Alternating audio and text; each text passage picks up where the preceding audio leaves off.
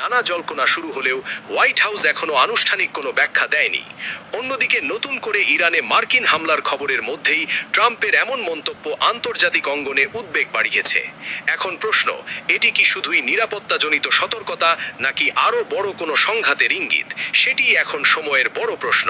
আসসালামু আলাইকুম দর্শক, স্বাগত জানাচ্ছি বাংলা সংবাদে। শুরুতেই থাকছে সংবাদের শিরোনাম।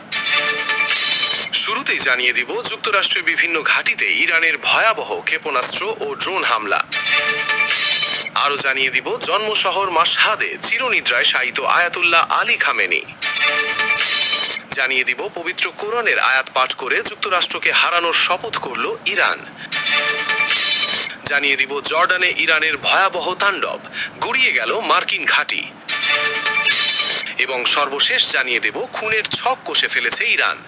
ইসরায়েলি গোয়েন্দা রিপোর্ট পেয়েই মাঝ আকাশে তড়িঘড়ি বিমান বদল ট্রাম্পের। দর্শক, বিস্তারিত জানাবো ভিডিওতে, তবে তার আগে সর্বশেষ আন্তর্জাতিক সংবাদ পেতে আমাদের চ্যানেলটি সাবস্ক্রাইব করে রাখুন আর জানিয়ে দিন আমাদের ভিডিওগুলো কে কোথা থেকে দেখছেন। এতক্ষণ শুনছিলেন সংবাদ শিরোনাম, এবার বিস্তারিত। যুক্তরাষ্ট্র ও ইরানের মধ্যে ফের শুরু হয়ে গেছে রক্তক্ষয়ী যুদ্ধ। মার্কিন বাহিনীর একের পর এক বিমান হামলার জবাবে মধ্যপ্রাচ্যে থাকা বেশ কয়েকটি মার্কিন সামরিক ঘাঁটিতে পাল্টা হামলা চালিয়েছে ইরান। একই সঙ্গে হরমুজ প্রণালী দিয়ে চলাচলকারী জাহাজের সংখ্যাও নাটকীয়ভাবে কমে গেছে বলে জানিয়েছেন পর্যবেক্ষকরা। যুক্তরাষ্ট্রের দাবি, ইরানের অন্তত 90টি সামরিক লক্ষ্যবস্তুতে আঘাত হেনেছে তারা, যার কয়েকটি হরমুজ প্রণালীর কাছে অবস্থিত। অন্যদিকে ইরান জানিয়েছে, গত 2 দিনে মার্কিন হামলায় 5টি প্রদেশে 14 জন নিহত এবং 78 জন আহত হয়েছেন।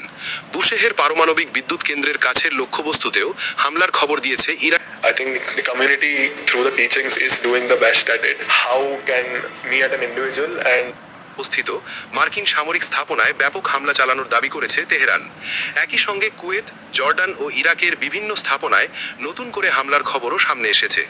ইরানের পররাষ্ট্র মন্ত্রণালয় সর্বশেষ মার্কিন হামলাকে গুরুতর যুদ্ধাপরাধ হিসেবে আখ্যা দিয়ে জানিয়েছে এবং কাতারে নিরাপত্তা সতর্কতা জারির খবর পাওয়া গেছে। বৃহস্পতিবার ইরানের দক্ষিণাঞ্চলীয় বন্দর শহর কোনারাকেও বিস্ফোরণের শব্দ শোনা যায়। স্থানীয় কর্মকর্তাদের দাবি, সেখানে নৌবাহিনীর একটি ঘাঁটিতে হামলা চালিয়েছে শত্রুপক্ষ।